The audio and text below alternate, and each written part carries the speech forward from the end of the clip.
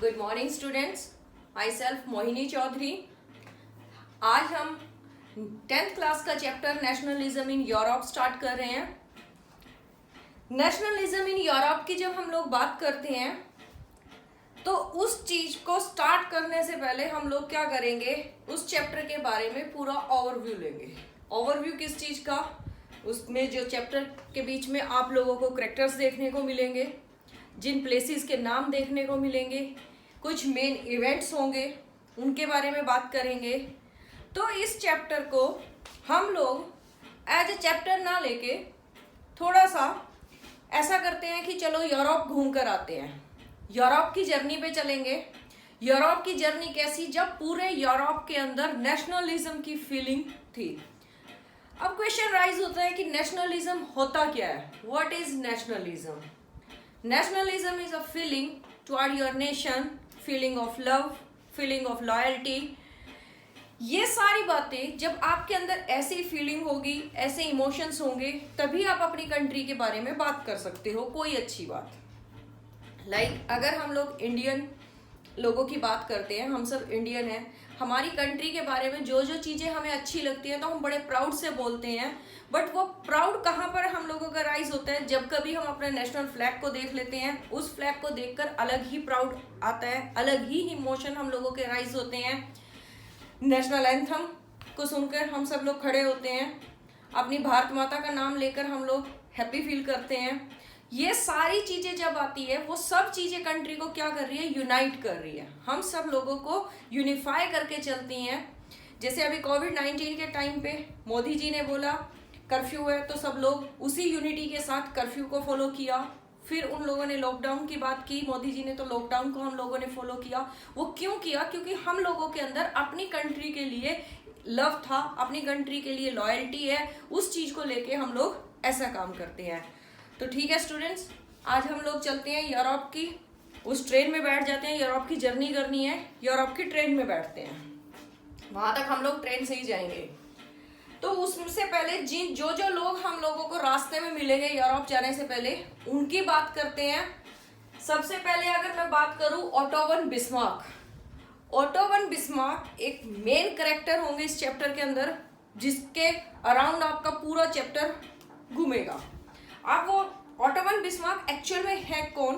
Auto von Bismarck जो Prussia country थी, Prussia country के रूलर है, मीन्स की चीफ मिनिस्टर हैं, जो पूरा काम उस कंट्री का देखते हैं, आर्मी हेड है, वो सारा काम ओटो वन बिस्मार्क देख रहे हैं।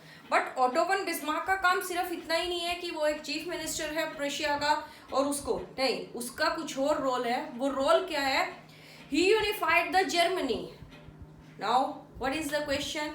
Unify the Germany, why?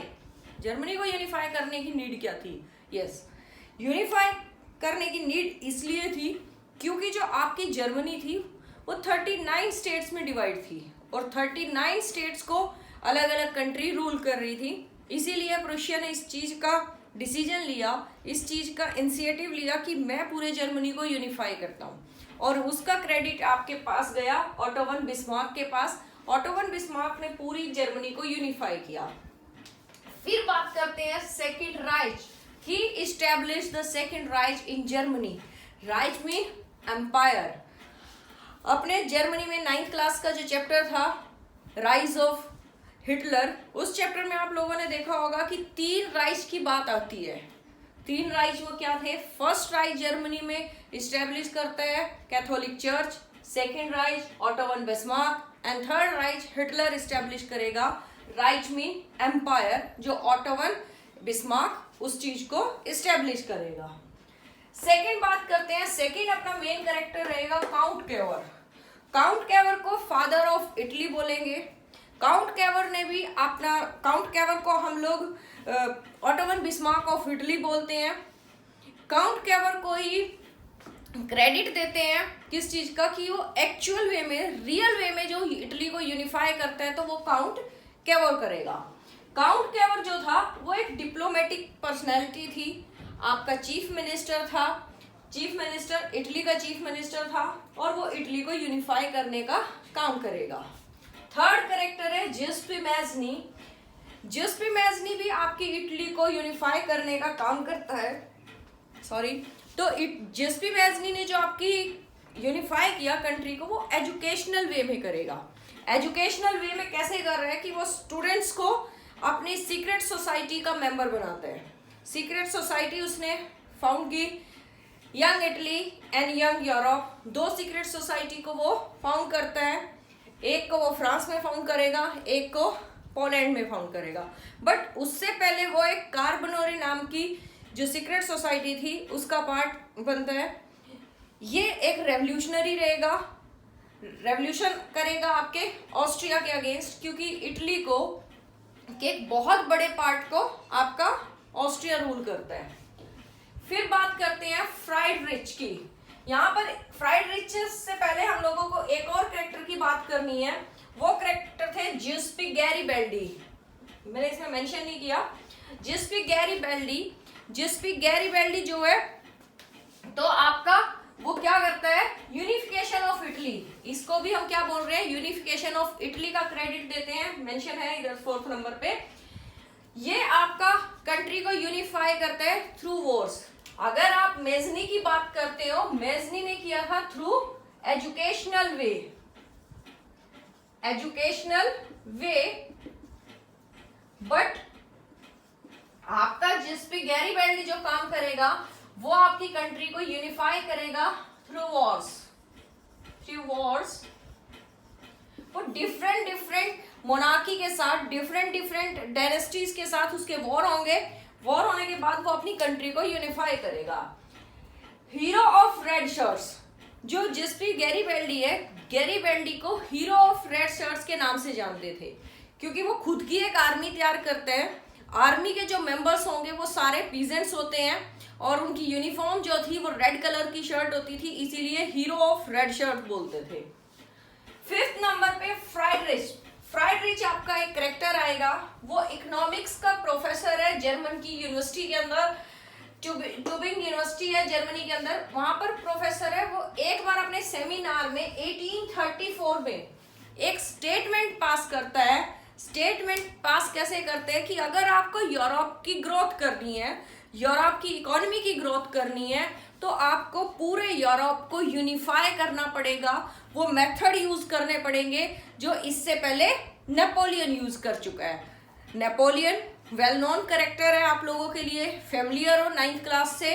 France का रूलर होता है 1804 to 15, तो उस कैरेक्टर को आप जानते हो। तो वो बोलता है जैसे नेपोलियन ने सेम पैटर्न पे हम लोगों को यूरोप की इकोनॉमी की ग्रोथ के लिए वो सारे मेथड, वो सारे पैटर्न यूज करने चाहिए जो नेपोलियन कर चुका है। लॉर्ड बैरन की बात करते हैं। लॉर्ड बैरन का रोल इतना है आपके चैप्टर में, वो एक इंग्लिश पोएट है। इंग्लिश पोएट होने के साथ वो एक स्पार्क करता है आपके ग्रीस के लोगों के बीच में, एक ऐसी चिंगारी जला देता है जिससे कि ग्रीस के लोग मोटिवेट हो जाते हैं अपनी इंडिपेंडेंस के लिए। इंडिपेंडेंस किससे लेनी थी, आपके ऑटोमन एम्पायर से उनको इंडिपेंडेंस चाहिए थी ग्रीस के लोगों के।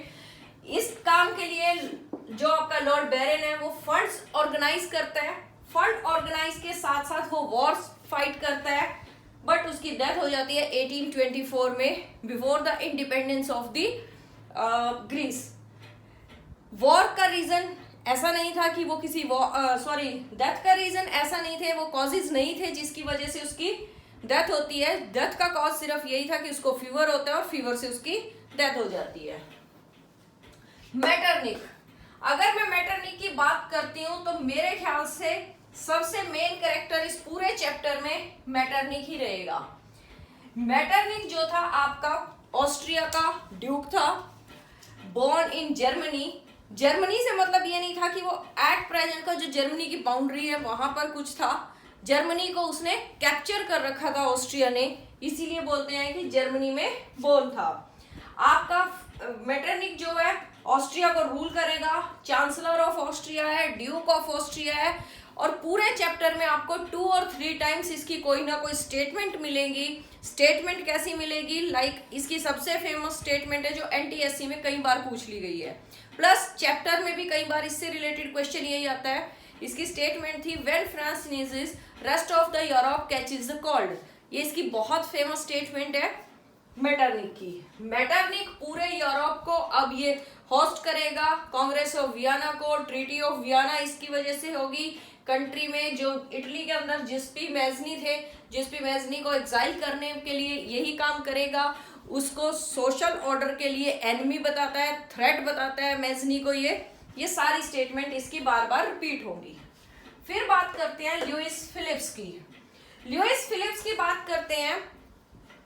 आप लोगों को याद होगा 1815 में बैटल ऑफ वाटरलू हुई थी। बैटल ऑफ वाटरलू अगेंस्ट थी आपके नेपोलियन की। नेपोलियन उसमें डिफीट होता है। जब वो अपनी उस डिफीट को के बाद वहां पर एक ट्रीटी साइन होती है जिसको नाम बोलते हैं treaty of Vienna. Treaty of Vienna की फर्स्ट कंडीशन थी कि वहां पर बोर्बन डायनेस्टी को दोबारा से स्टेब्लिश कर दे फ्रांस के अंदर। मीन की रूल जो करेगा दोबारा से फ्रांस को, वो कौन करेगा? आपका बोर्बन डायनेस्टी का ही कोई एम्परर रूल करेगा। तो आपके पास उस टाइम लुइस चार्ल्स को 1815 टू 30 तक रूलर होता है फ्रांस का। बट यहाँ बात कर रहे हैं हम लुइस फिलिप्स की। लुइस फिलिप्स को 1830 में जो रेवोल्यूशन हुआ जुलाई 1830, उसके बाद एम्परर डिक्लेयर कर देते हैं, लुइस डिक्लेयर कर देते हैं किसको? लुइस फिलिप्स को। और वो यहाँ पर कॉन्स्टिट्यूशनल मोनार्की के थ्रू रूल करना स्टार्ट करता है। नेक्स्ट बात करते हैं चार्ल्स 10th की। Louis Charles 10th, Louis Charles जो था मोनार्क ऑफ फ्रांस है 1850 टू 30। चैप्टर के अंदर इसका कोई खास रोल नहीं दिखाया, बट सिर्फ इतना है कि 1815 में बोर्बन डायनेस्टी जब रीस्टेब्लिश होती है फ्रांस के अंदर, उस टाइम इसको वहां पर लुइस एज ए लुइस क्या कर देते हैं? इंस्टॉल कर देते हैं। और फिर 1830 के बाद इसकी मोनार्की को रिमूव कर देते हैं। फ्रेडरिक सोरे,